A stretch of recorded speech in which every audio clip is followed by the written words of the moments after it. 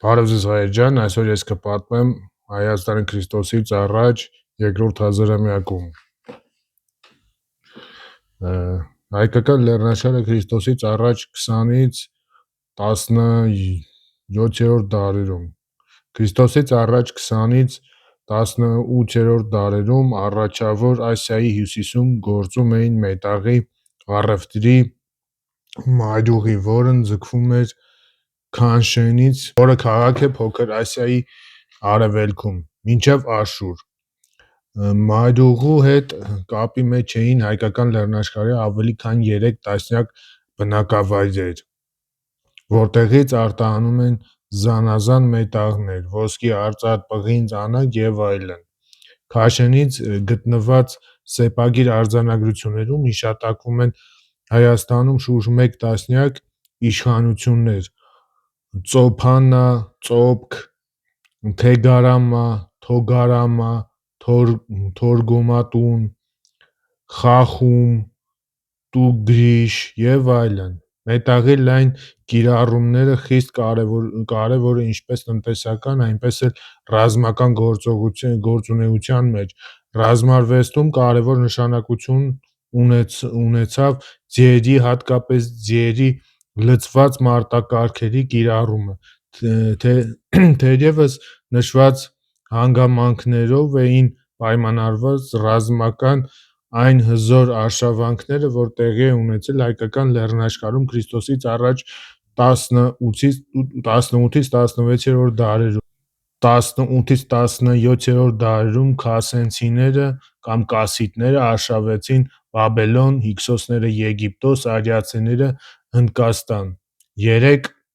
արշավանքներն էլ ընթացան բացառիկ հաղթանակներով։ Միտանի թագավորությունը Քրիստոսից առաջ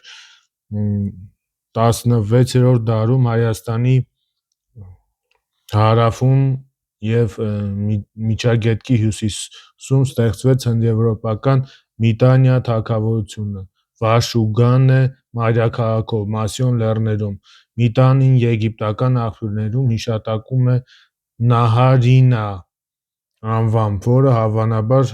կիրառվում է Եգիպտոսում մեր հայկական Նայիրի թագավորության հետ կապված։ Այս թագավորությունը էական դերակատարում ունեցել Առաջավոր Ասիայում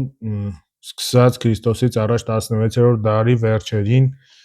վերջերից եգիպտական, բաբելոնական, խեթական տիրակալների նման Միտանի արքաները կրում էին մեծ թագավոր Տիտղոսը։ Միտանի թագավորության ազդեցությունը տարածվել է արևելքում մինչև Բոհտան եւ Մեծ Զաբ գետերի հովիտները, արևմուտքում մինչև միջերկրական ծովեզերը եւ Կիլիկիայի Տավրոս լեռները։ Միտանի իշխանությունը հյուսիսում տարածվել է առնվազն մինչև արևմտյան Եփրատի եւ Արածանի միախառնման շրջանը։ Միտանի թագավորությունը հնդեվրոպական ծագում ունի։ Այդ մասին են վկայում ոչ միայն նրանց անունները, այլև դիցարանի հնդեվրոպական բնութագրությունը։ Միտանին վիճակված էր լուրջ ռազմական բախումների մեջ մտնել Եգիպտոսի հետ, քանի որ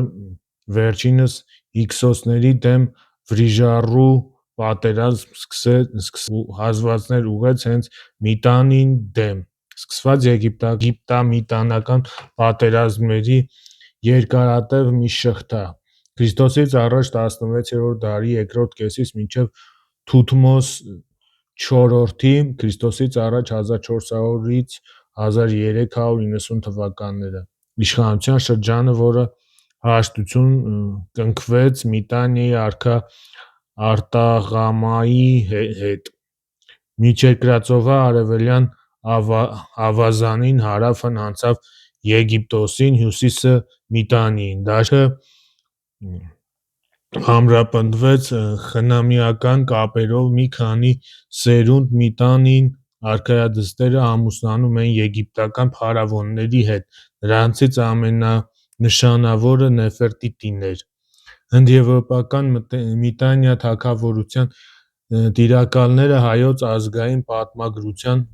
ավանդության համարվում են բնիկ հայ արքաներ, և նրանց անունները գտնում ենք Մովսես խորհրդանոցու, Հայկազուն նահապետների և արքաների ցանկում, օրինակ Պարտարնա սեպագրում, Պարետ ըստ խորենացու,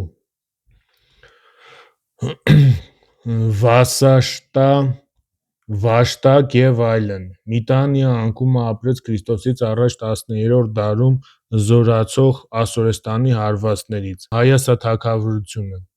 Խեթական սեպագիր արձանագրություններում Քրիստոսից առաջ 15-ից 10-րդ դարերում իրադարձությունների կապակցությամբ հիշատակվում է Հայասա երկիրը։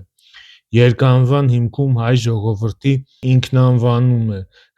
Խեթերենում սա մասնիկով կազմում է տեղանուն, այսինքն Հայասա նշանակում է հայք, Հայաստան։ Հայաստան հիշատակվում է նաև հայկական լեռնաշխարհի արևմտյան շրջանում թագավորության կարևոր կենտրոններից էր Կոմախ, հետագայում Մեծ հայքի բարձր հայք աշխարհի կամախ, որտեղ գտնվում էր հայոց թագավորություններից մեծ դամբարանը։ Հայասա վերջին անգամ հիշատակվում է Քրիստոսից առաջ 10-րդ դարի վերջին։ Գիտության մեջ Հայասայի պատմության ավարտի մասին կա երկու տեսանկյուն։ Մեկի համաձայն Հայասան պետք է անկում ապրած լինի Քրիստոսից առաջ 10-րդ դարի վերջին։ Մյուս տեսակետից կողմնակիցները կարծում են, որ այն շարունակել է իր գոյությունը, պարզապես այլևս չի հիշատակվել Հայասա խեթերեն անվամբ, քանի որ Քրիստոսից առաջ 12-րդ դարում անկում էր ապրել խեթական տերությունը։ Հայասան ուներ իր արքունիք բանակը, քաղաքային կենտրոնները, նաև իր դիցարանը։ Դատելով խեթական սկզբնաղբյուրներում խեթա-հայասական համակարգությունը հիշատակությունից Հայասան ուներ արքունիքի դիվան իր դպիրներով, որտեղ վարում էին պետական գրագրությունները։ Հայասա ռազմադաշտ էր դուրս բերում 700 մարտակառքերից և 10,000-անոց հետևակից բանակ, որն այդ ժամանակաշրջանում համարվում էր նշանակավոր ուժ։ Նայիրյան երկրներ Նաիրի երկրանունը առաջին անգամ հիշատակվում է Ասորստանի Սալմանասար I թագավորի Քրիստոսից առաջ 10-րդ դարի առաջին կեսին կողմից։ Աղբյուրների քննությունը ցույց է տալիս, որ այդ անվամբ ներկայացվում էին Վանա լճի շրջանում և նրանցից դեպի հարավ-արևմուտք ընկած ընդարձակ տարածություններ, որն ապրում էին դաշնային հիմունքներով միավորված բազմաթիվ ցեղապետություններ։ Ասորական աղբյուրներում դրանք բոլորը կոչվում են երկրներ։ Քրիստոսից առաջ 10-րդ դարի Նաիրյան երկրների հզորության մասին է վկայում այն փաստը, որ Սալմանասար I-ին ստիպված էր սահմանամերձ մի քանի քաղաքներում նշանակել հատուկ պահազորեր Ասորստանի տիրապետության շրջանների վրա նայիրյան հարձակումները կանխելու նպատակով։ Նայիրյան երկրները և դրանց 40 առաջնորդները, որոնք Ասորստանի արձանագրություններում անվանված են թագավորներ, հիշատակվում են Սալմանասար I-ի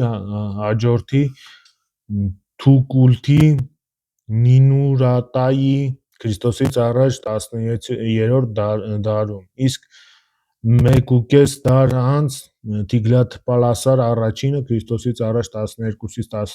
11-րդ դարերում։ Արձանագրություններում ուշագրավ է, որ չնայած իր նախորդներին նպատակեցել է նայիրյան երկրները, Թիգլաթ-Պալասար I-ը Նաիրին անվանում է ընդարձակ, հպատակության չճանաչող և անծանոթ երկիր։ Ասորստանյան արքաների արձանագրություններում հիշատակվում են նայիրյան մեծամեծ քաղաքներ։ Նրանց հարստությունը, նրանց բազմաթիվ ձիերը, ջորիները,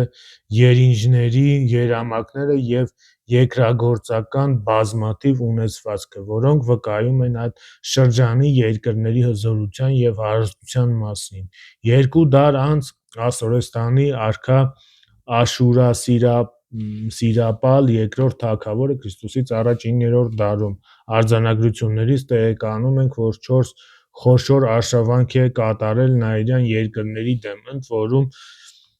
թե խոսվում է մի քանի երկրների դաշինքի կամ համադաշնության, այլ մեկ միասնական երկրի պետության մասին։ Հիշատակվում է նայիրյան երկրում 250 քաղաքներից